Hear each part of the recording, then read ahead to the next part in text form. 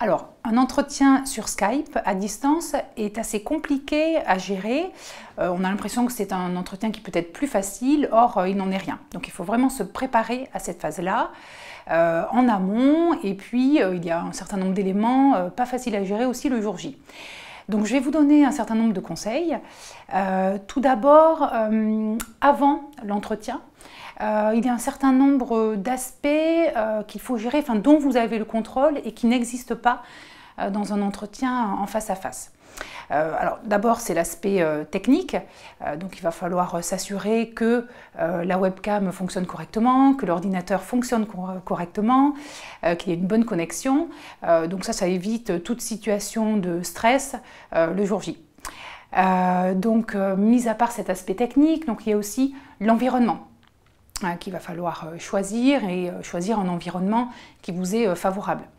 Donc préférez un espace clair, un espace calme où vous allez pouvoir parler librement, ne pas être dérangé. Installez-vous face à un bureau, une table, sur une chaise, vraiment dans des conditions identiques à celles qui seraient devant un intervieweur. Si vous habitez aussi avec d'autres personnes, pensez à les avertir pour ne pas être dérangé.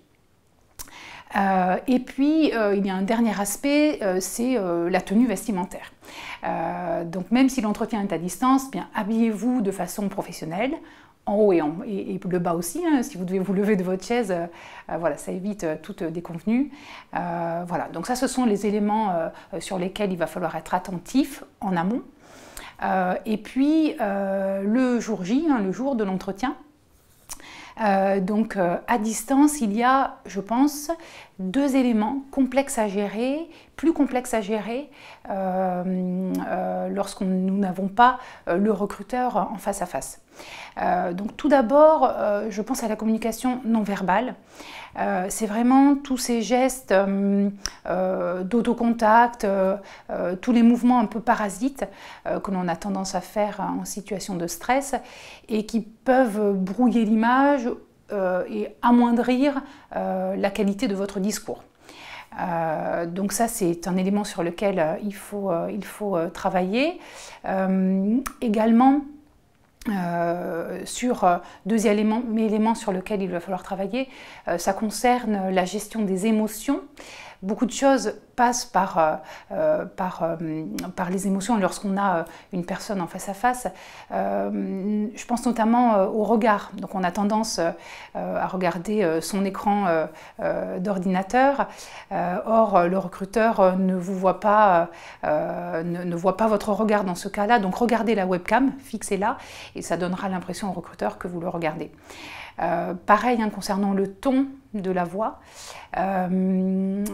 Essayez de varier les tonalités, c'est grâce à ça que vous allez gagner en dynamisme, en tonicité.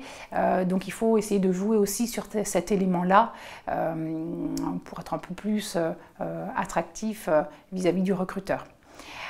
Et puis, dernier élément, ça concerne aussi le débit de la parole.